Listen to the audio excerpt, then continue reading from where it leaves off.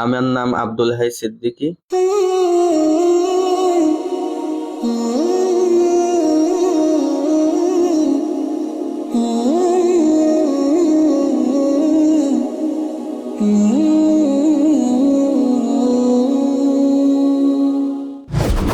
আমি এই দার্সে নিজাম শিক্ষা ব্যবস্থার অধীনে পরিচালিত দর্শনা কেন্দ্রীয় দাসঘরের দায়িত্বে আছি।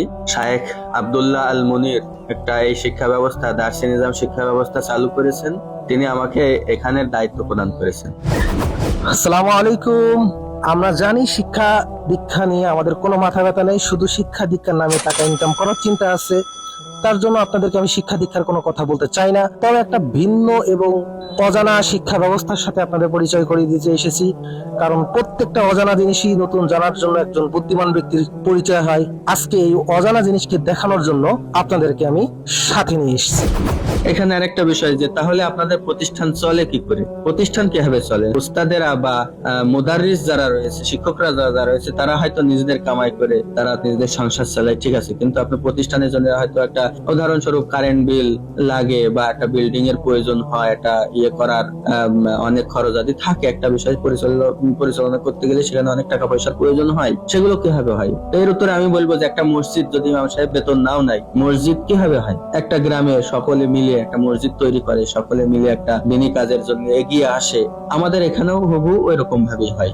যারা আমাদের এই শাইখের শিক্ষা ব্যবস্থার সাথে একমত সহমত হয়েছে, আমাদের ভক্ত ছাত্র, আমাদের অনুসারী, যারা আমাদের কথা শোনে, তাদের অনেকেই এখানে এগিয়ে এসেছে এবং সেখানে আমাদের যেভাবে বর্তমানে আমরা দেখি অপমানের সাথে বড় লোকদের কাছে হাত পেতে পেতে বা সুদখোর ঘুষখোর সমাজপতি এমপি মন্ত্রী তাদের পা সেটে সেটে যেভাবে টাকা তোলা হয়, আমাদের এখানে ওই রকম ভাবে টাকা তোলা হয় না, ওই রকম ভাবে কারো টাকা নেওয়া হয় না। দরকার আমরা গাছতলায় দাস দেবো, আমাদের বিল্ডিং এর প্রয়োজন নেই। কিন্তু যদি কেউ সম্মানের সাথে বা এরকম আমাদের এই তরিকার সাথে, আমাদের এই শিক্ষা ব্যবস্থার সাথে সহমত হয়ে একাত্মতা পোষণ করে যদি কেউ এগিয়ে আসে, সম্মানের সাথে তারা দেয় এবং তারা দেবে, তারা তো দিনের কাজের জন্য অবশ্যই টাকা দেবে না কেন?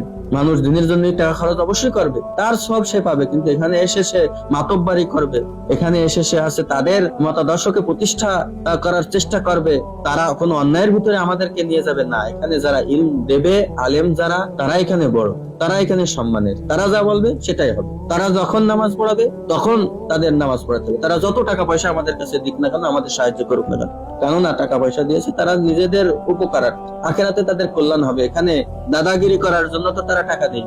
এই পন্থায় আমরা টাকা পয়সা কালেকশন করি না। আমাদের টাকা পয়সা যারা আমাদের প্রয়োজন অবশ্যই হয়, টাকা পয়সা ছাড়া কোনো প্রতিষ্ঠান, কোনো ব্যবস্থা কায়েম করা যায় না। অবশ্যই অর্থের প্রয়োজন রয়েছে, কিন্তু সেই অর্থ নেওয়া রসুল সাল্লাল্লাহু কি করেছেন? রসুল সাল্লাল্লাহু কালেকশন করেননি, চাঁদা নেননি। সেখানে কি রসুল সাল্লাল্লাহু এইরকম যেটা বর্তমানে হচ্ছে, কমিটির কথা শুনে, তাদের টাকা পয়সা সমাজপতিদের কথা শুনে ফতোয়া পাল্টি ফেলা, তাদেরকে সুদখোর ঘুষখোরদের বেশি সম্মান দেওয়া, এরকম কোন ছিল? সাহাবায়ে কেরাম যাদের টাকা পয়সা ছিল তারা টাকা পয়সা দিয়েছেন। যেভাবে রসুল সাল্লাল্লাহু আলাইহি ওয়াসাল্লামের সময় হয়েছে, আমাদের এখানেও আমরা সেভাবে করার চেষ্টা করছি। আল্লাহ সুবহানাহু ওয়া তাআলা যেন আমাদেরকে এই রসুলের মানহাজ, সাহাবায়ে কেরামের মানহাজের উপর টিকে থাকা এবং এই ব্যবস্থাকে আরো উন্নত থেকে উন্নতর করার আল্লাহ সুবহানাহু ওয়া তাআলা যেন তৌফিক দান করেন। আমিন। তিনটা আরো বাচ্চা কাচ্চারা ছিল, তারা এই মুহূর্তে নেই, কারণ সবাই খেলাধুলা করতে এদিক ওদিক গেছে বিকালবেলা যেহেতু। তো আমরা এই তিনজনকে পেয়েছি দার্স ঘরে, তো তিনজনকে কিছু জিজ্ঞেস করব। আমার নাম মোহাম্মদ হাবিবুর রহমান। আমার নাম মোহাম্মদ রাব্বিল হাসান। আমার নাম হলো মোহাম্মদ মাহিম।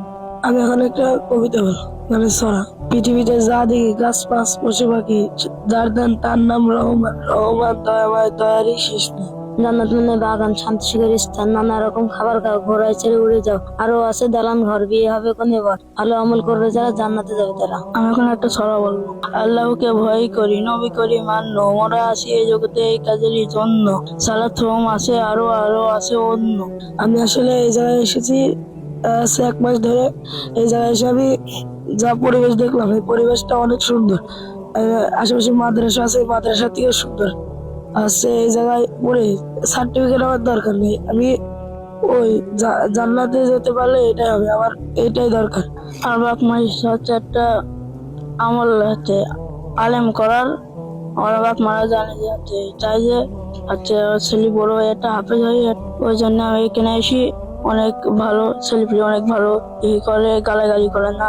মোদারিসটাও ভালোভাবে পড়ায়, অনেক কিছু শিখায়। তারপর এখানে এসে দেখছি সবাই ভালোভাবে খেলা খেলছে, অনেক খেলা আছে। বাইরে যত মাদ্রাসা আছে ওখানে যত মানে আছে, খেলাধুলা আছে, এখানে হচ্ছে অনেক ভালো। আমার সার্টিফিকেট কোনো পৃথিবীতে লাগবে না, আমি শুধু জান্নাতের জন্য করতে চাই। পৃথিবীতে আমার কোনো কিছু লাগবে না, বাড়ি গাড়ি কিছু লাগবে না আমার, আমি শুধু জান্নাতটা পেতে চাই। সেই জন্য আমি এখানে এসেছি। 5 ওয়াক্ত নামাজ কালাম পড়ি, পড়াশোনা করি। আমপাড়া ধরেছি, আমপাড়া শেষের দিকে 10টা 11টা সূরা মুখস্থ হয়ে গেছে আমার। আমি আর কদিন পর একটু বড় ক্লাসে উঠবো, কোরআন ধরবো, আমি জান্নাতে যেতে চাই ইনশাআল্লাহ। জাহান্নামে আমি যেতে চাই না, আমার জাহান্নামকে অনেক ভীষণ ভয় করে। আমার চাকরি বাকরি কিচ্ছুর দরকার নেই, আমি শুধু জান্নাতটা পেতে চাই। তো আমাদের দার্সি নিজাম শিক্ষা ব্যবস্থা হলো এরকম। এটা দার্সি নিজাম কেন নাম দেওয়া হয়েছে? আর নিজাম আর দার্সিল তালিম। তো এটা আসলে আমাদের দার্স গুলো, আমাদের যে পড়াশোনা গুলো, এটা দার্স ভিত্তিক। এই কারণে বলা হচ্ছে যে দার্সি নিজাম মানে দার্সের পদ্ধতিতে। যেমন পূর্ববর্তী উলামায়ে কেরাম যে ইফতুনা ফি বুয়ুতিহিম ওয়া ফি তুরুকাতিহিম, তাদের রাস্তাঘাটে, তাদের বাড়িতে তারা ফতোয়া দিতেন। এর জন্য কোনো জায়গা লাগবে, বিশেষ মাদ্রাসা লাগবে, একটা স্থান লাগবে, নির্দিষ্ট কিছু বিষয় সীমাবদ্ধতার ভিতরে থাকতে হবে, এটা নয়। আমাদের শিক্ষা ব্যবস্থা যেখানে দক্ষ শিক্ষক যেখানে থাকবে সেখানেই ছাত্ররা গিয়ে শিক্ষা অর্জন করবে, সব জায়গায় দার্স দেওয়া হবে। এই কারণে আমাদের শিক্ষা ব্যবস্থাটা দার্সের উপর ভিত্তি করে পরিচালিত এবং দার্সের উপর ভিত্তি করে এর ব্যবস্থাগুলো সাজানো হয়েছে। দার্সটাই মূল। কোথায় হলো বা একটা জায়গা লাগবে বা একটা ক্লাস লাগবে, টাইম লাগবে, এরকম কোন সিস্টেম আমাদের এখানে নেই। এ কারণে আমাদের শায়েখ এটা নাম দিয়েছেন আর নিজাম আর দার্সি। আমার নাম মাহালি হাসান, আমি দার্সি নিজামে শায়েখ আমাকে দায়িত্ব দিয়েছে বাংলা সাহিত্য দেখাশোনা করার। আমি মাধ্যমিকে আদব বিভাগটা দেখাশোনা করি এবং প্রাথমিকের যে বাচ্চাদের বাংলা সাহিত্য বিষয়টা দেখাশোনা করি। আলহামদুলিল্লাহ, আমি মোহাম্মদ হাদিউল্লাহ। এখন বর্তমানে আমি আমার গ্রাম কুনিয়াতে দার্সি নিজামের অধীনে পরিচালিত শিক্ষা কেন্দ্র, ওখানে আমি প্রায় 50 জন মতো ছোট ছাত্র ছাত্রী পড়াশোনা করি এবং রাত্রে বড় ছাত্র 7-8 জন মতো আসে। তো ইনশাল্লাহ সবাই দার্সি নিজামের প্রতি ভালো আগ্রহী আছেন এবং আমরাও চাই আমাদের পুরো জীবনটাকে দার্সি নিজামের খিদমতে কাটিয়ে দেবো। আল্লাহ তাআলা কবুল করেন। আমাদের দার্স করার অবস্থা ভালো। আমাদের দার্স করার বয়স 1 বছর। এবার রমজান আসলে আমাদের মোটামুটি 1 বছর হবে। আজকে আমাদের এই সাপ্তাহিক তাফসীরের ক্লাস আছে। আমাদের শায়েখ মুশকিলাতুল আয়াত, মানে অনেকেই যে সমস্ত আয়াতগুলো নিয়ে বিভ্রান্তি ছড়ায়, আয়াতের জহের বা বাহ্যিক অর্থ দিয়ে মানুষকে উল্টাপাল্টা বুঝিয়ে দিনের মানে মূল এর থেকে সরিয়ে নিয়ে যায়, সেই সমস্ত আয়াতগুলোর ব্যাপারে পূর্ববর্তী মুহাক্কিক উলামায়ে কেরাম, মুফাসসিরিন কেরাম কি বলেছেন সেগুলো আমাদেরকে এই সারা রাত বৃহস্পতিবার দার্সকৃত দিন সারা রাত এগুলো আমরা দেখি, যা কিছু আমরা বুঝি সেগুলো আবার পরের দিন শায়েখকে আমরা শুনে যে আমরা কি শিখলাম। আমার বাসা লোকনাথপুর। আমি লোকনাথপুর মাসপাড়া মসজিদের দায়িত্বে আছি। আর ওখানে দার্সি নিজাম শিক্ষা ব্যবস্থার শিক্ষা কেন্দ্র আছে, শিক্ষা কেন্দ্র। সেখানে দার্সি নিজাম শিক্ষা ব্যবস্থার অধীনে সকালে মক্তব পড়ানো হয়, আর রাত্রে ইশার পর হচ্ছে বয়স্কদের কোরআন শিক্ষা দেওয়া হয়, আর সকালে যুবকদের ফজরের পর 2 থেকে 3টা ক্লাস আছে, আকীদা, রিয়াদুস সালিহিন আর সিরাত। এই ক্লাসগুলো সেখানে নেওয়া হয়। আসসালামু আলাইকুম, আমি মোহাম্মদ মুর্শিদুল হাসান। আমি দার্সঘর কালপাশডাঙ্গার মুদাররিস। আমরা এখানে এসেছি আজকে। আমাদের একটি সপ্তাহে 1 দিন তাফসীরের ক্লাস হয় সারা রাত্রি শাইখের পক্ষ থেকে। আমাদের উদ্দেশ্য হলো শাইখের এই দার্সি নিজামের শিক্ষা ব্যবস্থাকে সারা পৃথিবী ব্যাপী ছড়িয়ে দেওয়া। আল্লাহ আমাদেরকে সহায় হন, আমাদের সাহায্য করুন।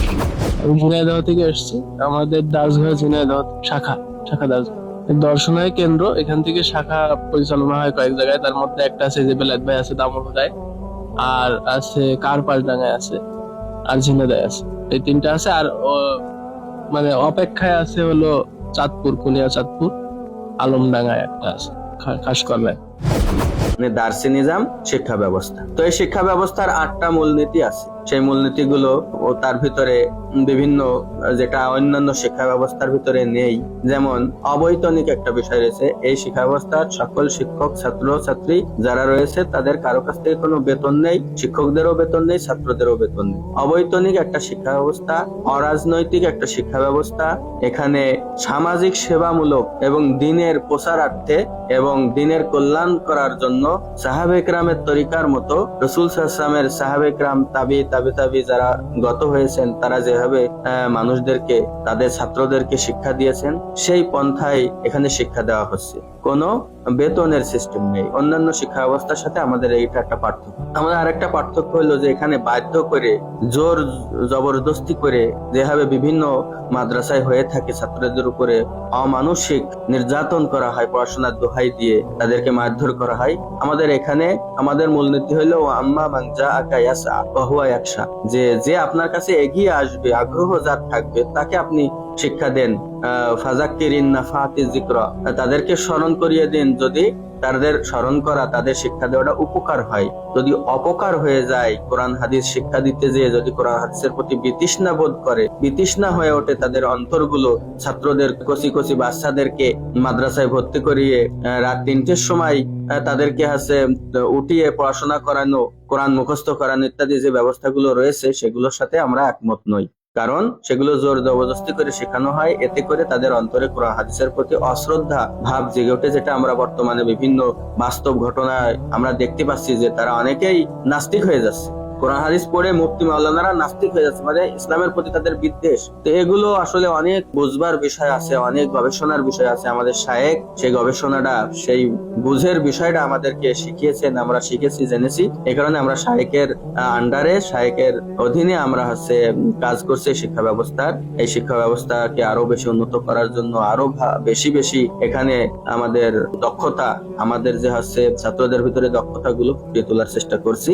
আমাদের ওই রকম শিক্ষা ব্যবস্থার 8টা যে মূলনীতির কথা বলছি, এগুলোর ভিতরে প্রধান প্রধান কিছু আমি এখানে উল্লেখ করলাম, আর ওগুলো আপনারা জানতে পারবেন। আর এই শিক্ষা ব্যবস্থার আলাদা শিক্ষা ব্যবস্থা থাকলে অবশ্যই তার একটা আলাদা কারিকুলাম থাকে, একটা শিক্ষা সিলেবাস থাকে। তো সেই সিলেবাস আমাদের শায়েখ আব্দুল্লাহ আল মুনির তিনি তৈরি করেছেন, সেটাও আপনারা পাবেন। এখানে অনেকে একটা প্রশ্ন করে যে শিক্ষকরা তাহলে চলে কি করে, তাদের সংসার চলে কি করে, তারা কিভাবে সময় দেয়। তো আমার কথা হলো যে আমরা তো অনেক সময় 1 ঘন্টা চায়ের দোকানেও কাটিয়ে দিই। সেই সময়গুলো আমরা কোথায় পাই? সেই সময়গুলো আমরা আমাদের শিক্ষকদেরকে এই দিনের কাজে লাগানোর জন্য আমরা উৎসাহিত করছি। আমাদের যারা ছাত্র রয়েছে তাদেরকে আমরা এই দায়িত্বগুলো কাঁধে নেওয়ার জন্য আমরা উৎসাহিত করছি। অনেক সময় আমরা অকারণেই কাটিয়ে দিই। সেগুলো জন্য আমাদের আলাদা কর্ম ব্যবস্থা থাকলেই, আমাদের যে আলাদা সংসার চালানোর যে চিন্তা, সংসার চালানোর যে দায়িত্ব, সেগুলো থাকলেই যে আমরা দিনের জন্য আর কোনো সময় বের করতে পারবো না। এই কারণে আমি আগে বলছি যে এখানে কোনো নিয়ম বাধা ধরা কোনো সময় নেই যে সকালে করতে হবে বা এই টাইমের ভিতরে দার্স দিতে হবে, এই টাইমের ভিতরে আসতে হবে। আমাদের এখানে সব সময়, এখানে শিক্ষকের যখন সময় হবে ছাত্ররা তখনই আসবে। সেটা সকাল, বিকাল, সন্ধ্যা, রাত, সব সময় এখানে দাস দেওয়া হয়। এ কারণে আমরা বলবো যে আমাদের আসলে সাহাবে কেরাম কিভাবে চলেছেন। আমার প্রশ্ন উল্টো, যে সাহাবে কেরাম তাবেঈরা তারা কিভাবে চলেছেন? তাদের কি বিবি বাল বাচ্চা, সন্তান আদি, সংসার আদি এগুলো ছিল না? তারা যেভাবে চলেছেন আমরা চেষ্টা করছি, আমরা তাদের মতো পারবো না, তাদের মতো এত ত্যাগ তিতিক্ষা আমাদের নেই, আমরা দুর্বল, কিন্তু আমরা চেষ্টা করছি যে তাদের মতো কিছুটা, যাতে মানুষ ভুলে গিয়েছে, মুসলিমরা ভুলে গিয়েছে যে কেমন ছিল সাহাবে কেরাম, কেমন ছিল নবীরা, কেমন ছিল তাদের ছাত্র তাবেঈরা, উলামায়ে কেরাম, পূর্ববর্তী আলেমরা, সালফে সালিহিনরা, তারা কেমন ছিলেন এটা ভুলে গিয়েছে। তো সেটার একটা চিত্র সামান্য হলেও আমরা ফুটিয়ে তোলার চেষ্টা করছি। আমাদের যে যারা একসাথে খাই, আমাদের যতটুকু খাবার আমরা সবাই মিলে মিশে ভাগ করে সেটা খাওয়ার চেষ্টা করি আর কি। যে ছাত্ররা নিজ খরচে খায়, যার যার খরচে শেষে খায়। আমাদের এখানে একটা ছোট্ট বোর্ডিং আছে, বোর্ডিং এ প্রত্যেকদিন রান্না বাড়া হয় নিয়মিত, সকাল দুপুর রাত। তারা এই যে এখন দেখছেন এই যে রাত্রের খাবার সবাই খাচ্ছে, এই রান্নাটা করা হয়েছে দুপুরবেলা, আর দুপুরবেলায় মাছ রান্না ছিল সেটা খেয়েছে। এরকম আমাদের প্রত্যেকদিন দুপুরবেলা কোনো একটা আমিষ থাকে, আর সকালে খিচুড়ি থাকে, আলু ভর্তা, ডাল, সবজি এরকম থাকে, আর রাত্রেবেলা ম্যাক্সিমাম সময় সবজি দেওয়া হয়। তো সবাই নিজ খরচে খায় এবং মিলেমিশে খায় আর কি। খুব সুন্দর একটা পরিবেশ। এখানে আমি দুটো হাদিস বলবো। একটা হলো হযরত আবু হুরায়রা রাদিয়াল্লাহু তাআলা আনহুর হাদিস। তিনি আল্লাহ রাসূল সাল্লাল্লাহু আলাইহি ওয়াসাল্লামের দরবারে মসজিদে নববীতে পড়ে থাকতেন, না খেয়ে, কষ্ট করে।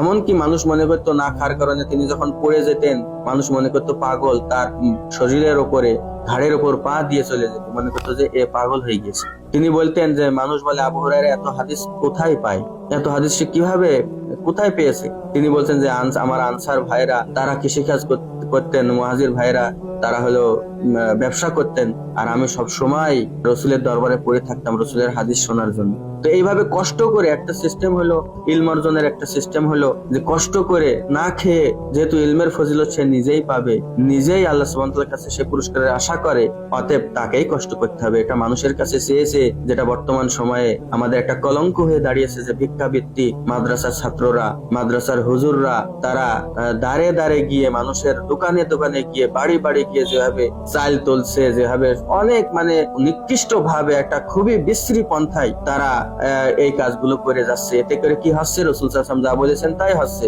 যে হাতে কামাই করে খাওয়া এটা উত্তম সেই ভিক্ষার চাইতে, যেখানে তুমি যদি চাও তাহলে তোমাকে দিতেও পারে, তোমাকে তাড়িয়েও দিতে পারে, নাও দিতে পারে। অপমানের একটা সিস্টেম তারা বেছে নিয়েছে, এটা আমরা সাপোর্ট করি না। আমরা চাই যে না, কোন রকম ভিক্ষাবৃত্তির মানে কোন রকম স্থান আমাদের ইসলামে নেই। আমরা দিনের দোহাই দিয়ে সেগুলো করা আমরা এটা বৈধ মনে করি না। প্রয়োজন হলে আমরা কষ্ট করে না খেয়ে দিন শিখবো, যেমন করেছেন হযরত আবু হুরায়রা রাদিয়াল্লাহু তাআলা আনহু। আরেকটা হাদিস হলো হযরত ওমর রাদিয়াল্লাহু তাআলা আনহু, শিক্ষা অর্জনের পন্থা আমি বলছি। হযরত ওমর রাদিয়াল্লাহু তাআলা আনহু তার এক ভাই ছিল, দিনী ভাই, তাকে বলেছিলেন যে তুমি একদিন রাসূলের কাছে থাকবা, আমি একদিন রাসূলের কাছে থাকবো, হাদিস শিখবো, রাসূলের শিক্ষাগুলো আমরা অর্জন করব। তুমি যেই দিন রাসূলের কাছে থাকবা, আমি আমার জমিতে এবং তোমার জমির যে কাজগুলো আছে, তোমার কাজ এবং আমার কাজ আমি সেই দিন একাই করব। পরে তুমি রাসূলের কাছ থেকে যা যা শিখেছো সেগুলো আমি তোমার কাছ থেকে শুনে নেব। পরের দিন আমি রাসূলের কাছে থাকবো, তুমি কাজ করবা, আমি আমার কাছ থেকে তুমি শুনে নেবে। কত উত্তম, কত মহত্বের একটা পরিচয় তারা দিয়েছেন, সাহাবে কেরাম দিয়েছেন। যদি শিক্ষা অর্জন করতে হয় তাহলে তাদের পথে, তাদের মতে আমাদের চলতে হবে, সাহাবে কেরামের পথ অনুসরণ করতে হবে। তৈরি করা নিজেদের বানানো স্বার্থের তরিকাগুলো এগুলো পরিত্যাগ করতে হবে। আমাদের কথা হলো সাহাবে কেরাম, তাবিরা তারা যেভাবে চলতেন, আমাদের শিক্ষকরা, আমাদের এখানে যারা পরিচালক রয়েছে তারাও ইনশাআল্লাহ সেভাবে চলার চেষ্টা করবে। তারা নিজে হাতে কামাই করে, কেউ চাষ করে, কেউ ব্যবসা করে, কেউ ভ্যান চালায়, এমনকি করে তারা পড়াশোনা করছে এবং করাচ্ছে। তাদের দুনিয়ার প্রয়োজন তারা দুনিয়া দিয়ে মেটাচ্ছে, দিন দিয়ে, দিন বিক্রি করে বা দিনের কোনো কাজ করে। আমি এখানে দিন দিয়ে কোনো ইনকাম করা বা দিন দিয়ে উপার্জন করা মানে এই বিষয়কে আমি এখানে আলোচনা করছি না, কারণ এই বিষয়ে ফিকহ গ্রন্থে আলোচনা এসেছে যে আছে আল উজরাতু আলা তাআ, এটা জায়েজ কি না জায়েজ, যে আছে কোন সওয়াবের কাজের বিনিময়ে বা কোন ইবাদতের বিনিময়ে টাকা পয়সা গ্রহণ করা, এটা ফিকহের মাসালা। আমি জায়েজ না জায়েজের কথা এখানে বলছি না, কিন্তু সর্বোত্তম পন্থা কি হওয়া উচিত, সাহাবে কেরাম কিভাবে করতেন আমরা সেটার কথা বলছি। এটা আলেমদের ভিতরে দ্বিমত এসেছে। জমহুর আলেমদের মতে এটা এমনিতে বৈধ, হানাফি মাযহাবের কিছু কিছু আলেম বা পূর্ববর্তী হানাফিদের মতে এটা অবৈধ, পরবর্তী হানাফিরা এটা হয়তো বিভিন্ন প্রয়োজনের আল আহকামু ইখতালিফু ইখতিলাফিল আহওয়াল ওয়াল আজমান যে একটা মূলনীতি আছে তাদের, সেই মূলনীতির আলোকে অনেকে তো বৈধ করেছেন। কিন্তু হানাফি মাযহাবের মূল কথা হলো নাজায়েজ, কিন্তু জমহুর উলামায়ে কেরাম এর মতে হলো এটা জায়েজ, আল উজরাতু আলা তাআ এটা জায়েজ। আমরা সেই বিষয়ে বিস্তারিত যাব না। এই বিষয়ে আমাদের শায়েখ একটা লিখেছেন যে তারাবি সালাতের পারিশ্রমিক নেওয়ার বিধান, সে বিষয়ে এখানে এই বিষয়ের যে তিনি আলোচনা করেছেন এবং আমাদের শায়েখের মতো এটা সঠিক যে আসলে মূলত এটা বৈধ, কিন্তু আমরা সেই বৈধ অবৈধের বিষয় এখানে বলছি না। আমরা বলছি সেই বৈধতার নাম দিয়ে অনেকগুলো অবৈধ বিষয় তার ভিতরে ঢুকিয়ে ফেলা হয়েছে। ইসলামের মূল শিক্ষাগুলোকে গুপ্ত করা হচ্ছে, মূল শিক্ষাগুলোকে এখানে মানুষকে ভুলিয়ে দেওয়া হচ্ছে যে সকল সিস্টেমের কারণে। আমরা সেই সকল সিস্টেমের ভিতরে যাব না। আমরা যেটা সর্বোত্তম সিস্টেম, সাহাবে কেরামের সিস্টেম, সেই সিস্টেমকে আমরা গ্রহণ করব।